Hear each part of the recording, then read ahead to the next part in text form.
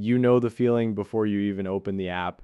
There is a particular quality to it, a kind of low hum that starts somewhere behind your sternum and moves into your hands.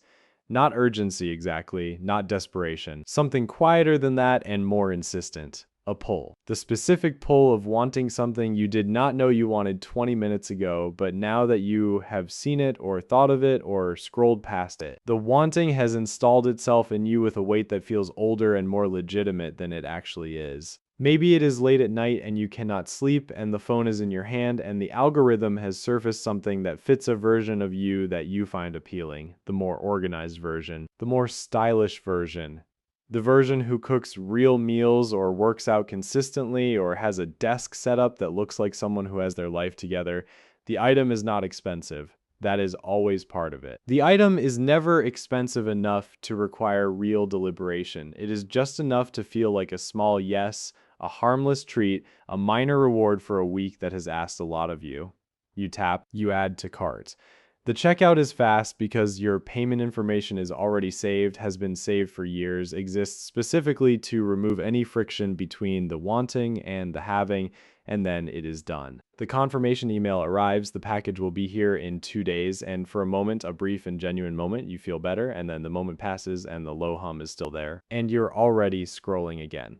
This is impulse spending, not the dramatic version, not the story of someone who destroyed their finances in a single reckless afternoon, the ordinary version. The version that lives in the small yeses that accumulate quietly across a month until you look at your bank statement and try to reconstruct how the account got this thin when nothing dramatic happened. The version that is not about any single purchase, but about a pattern so deeply embedded in your daily life that it barely feels like a choice anymore. It feels like weather. It just happens. Today, you're going to understand exactly what that pull is, where it actually comes from, why willpower alone has never been enough to stop it, and what actually works to break the pattern for good. Not restriction for its own sake. Not a joyless financial existence where you are allowed nothing. A genuine, sustainable reorientation of your relationship with the impulse itself. Because here's what most conversations about impulse spending miss. The problem is not that you want things. Wanting things is human and fine and often how you discover what you actually value. The problem is the gap between the impulse and the purchase. The problem is that gap has been systematically closed to near zero by systems specifically designed to profit from its closure. And reclaiming that gap, rebuilding it deliberately is the entire project. Let us start with what is actually happening in your brain when the pull arrives.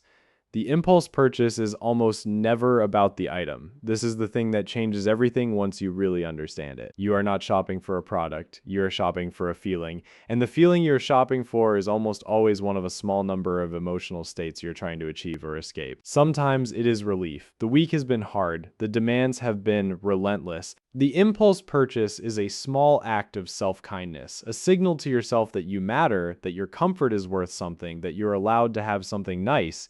It is soothing, and it works briefly in the same way that any soothing behavior works briefly. It addresses the symptom without touching the source.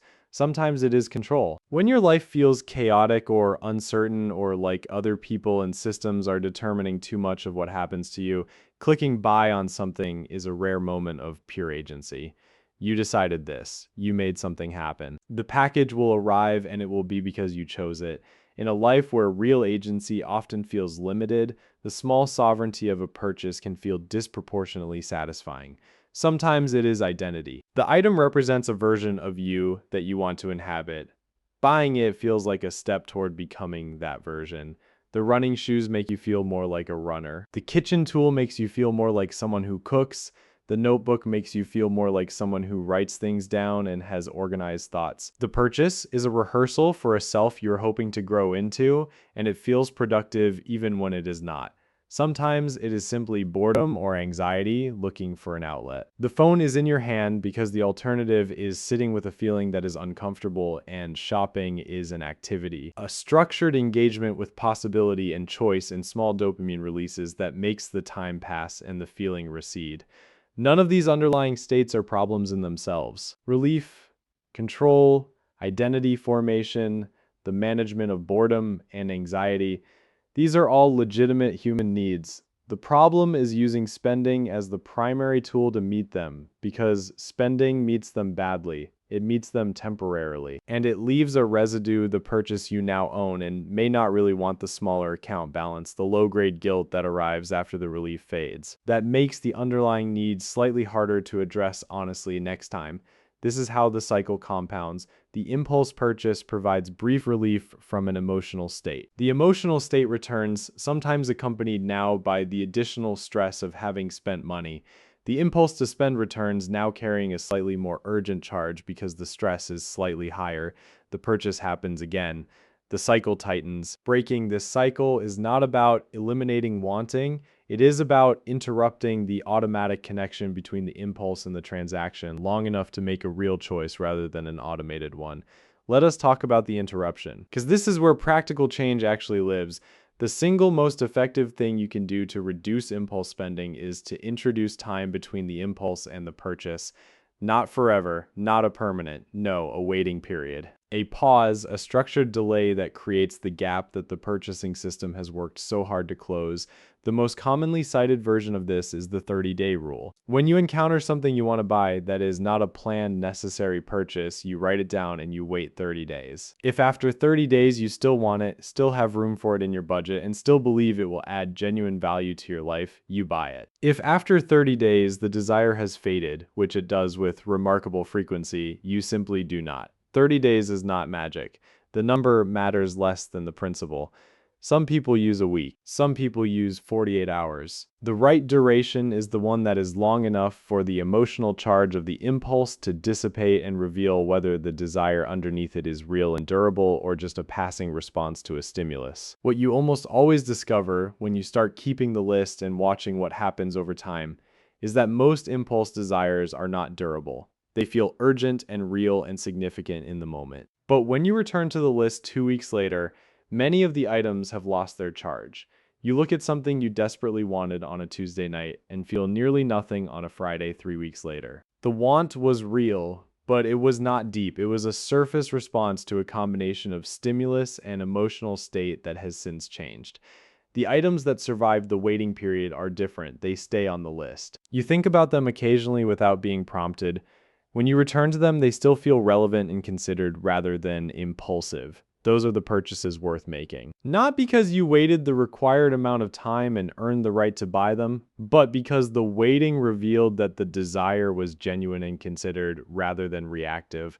Let us talk about the environment. Because the impulse does not arrive in a vacuum, it arrives in a carefully constructed environment designed to generate it. Every notification from a shopping app is an engineered impulse trigger. Every email subject line that says limited time or only 3 left or just for you is a manufactured urgency designed to compress the gap between desire and purchase before your rational mind can intervene. Every saved payment method, every one-click checkout, every auto-filled form is a system built to minimize friction in the direction of buying. The environment you inhabit as a digital consumer has been optimized by extremely intelligent people with enormous resources to convert your attention into transactions as quickly and frictionlessly as possible. You are not fighting a bad habit. You are fighting an industry, which means the solution cannot be entirely internal. You cannot just decide to want things less and expect that decision to hold up against a system that spends billions of dollars figuring out how to make you want things more.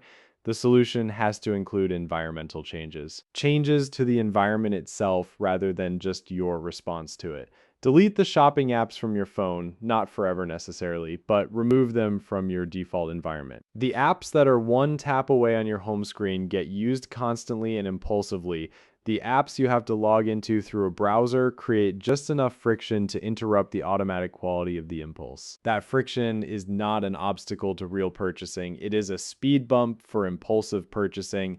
The things you genuinely want and have considered will survive the browser login. The impulse buys will often dissolve in it. Unsubscribe from retail marketing emails. Every promotional email is a manufactured desire trigger arriving in your most personal communication channel.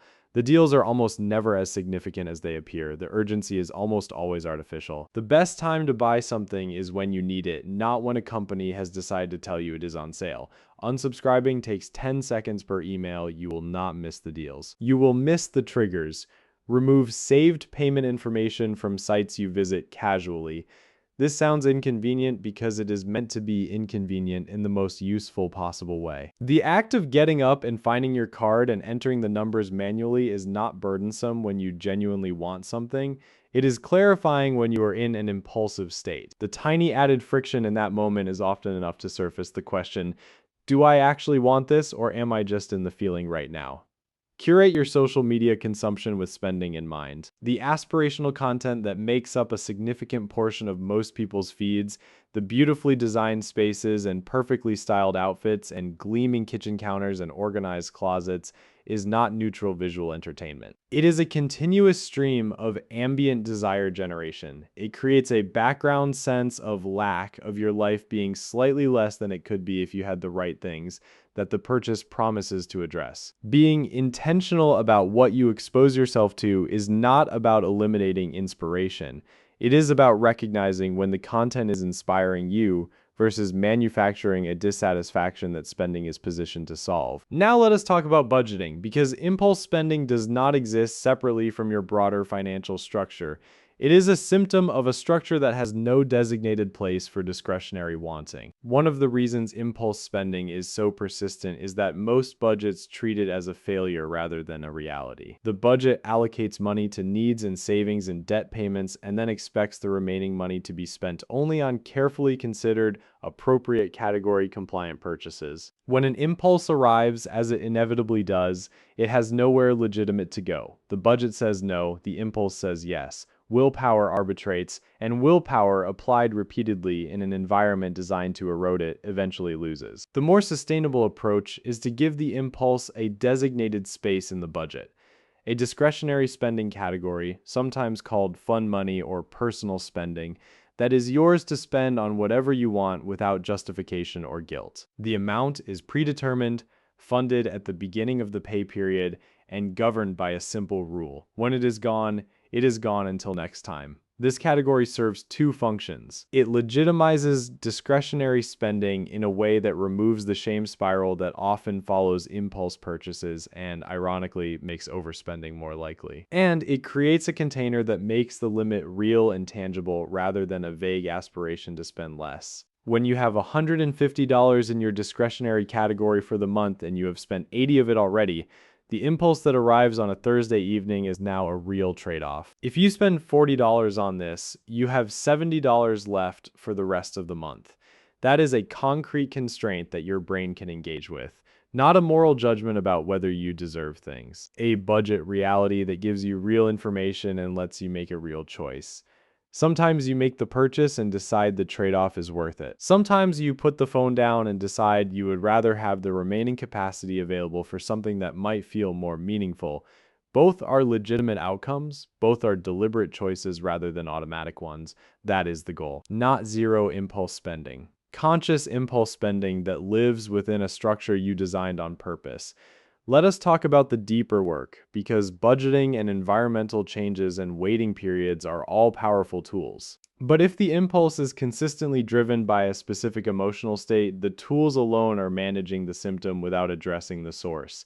If you find that you impulse spend most heavily in the evenings, if you notice the pull intensifies after difficult conversations or stressful work days or hours spent consuming content that makes you feel inadequate, if the shopping happens reliably in specific emotional contexts, those patterns are telling you something important. They are telling you which emotional needs are not being met in other ways.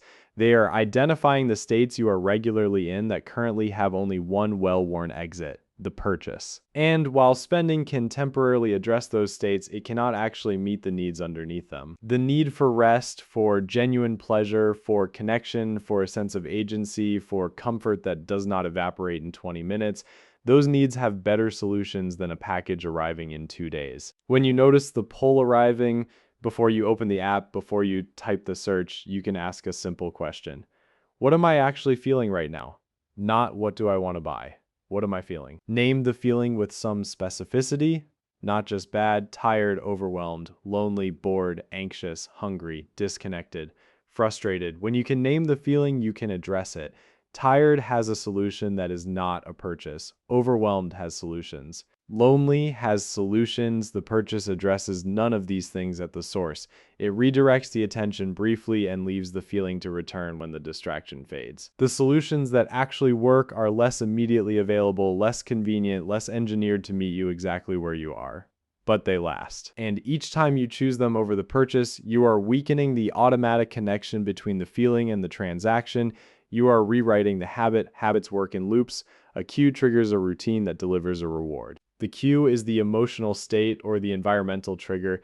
The routine is the shopping behavior. The reward is the brief relief or pleasure or sense of control that follows. To change the habit, you do not need to eliminate the cue. You need to replace the routine while keeping the reward. You need a different behavior that addresses the same underlying need in a way that does not cost you money and does not leave the residue of guilt and depleted accounts. For some people, this is a walk. For some people, it is a specific playlist. For some people, it is calling someone.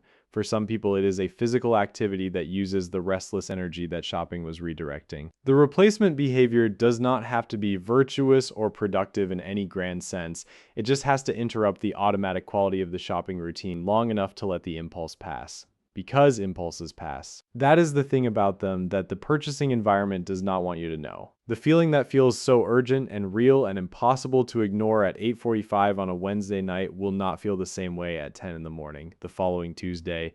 Impulses are not permanent desires. They are temporary states dressed up in the language of necessity. Give them a few hours or a day or a week, and they reveal themselves as what they actually are.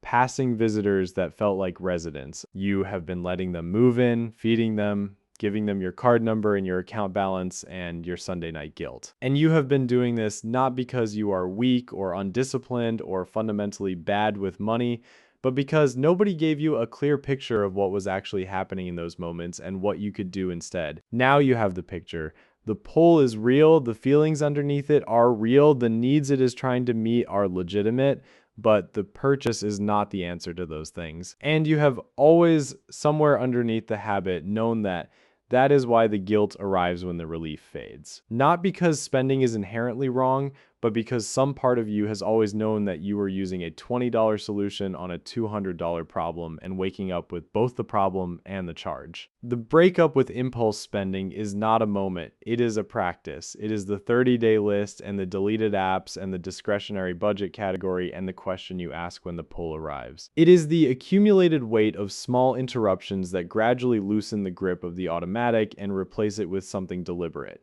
You do not have to want less, you get to want thoughtfully instead. And the financial life that becomes possible when thoughtful wanting replaces automatic spending is not a smaller life, it is a larger one. Because the money that used to evaporate into purchases you barely remember is now available to build things you will feel for years. That exchange is worth everything the habit cost you to break. If this conversation met you somewhere true, if you recognize the pull and the pattern and the exhaustion of fighting it with willpower that was never going to be enough on its own, then you belong here. Subscribe to Dollar First and keep coming back, because breaking the pattern is just the beginning of what becomes possible when your money stops working against you and starts working entirely for you.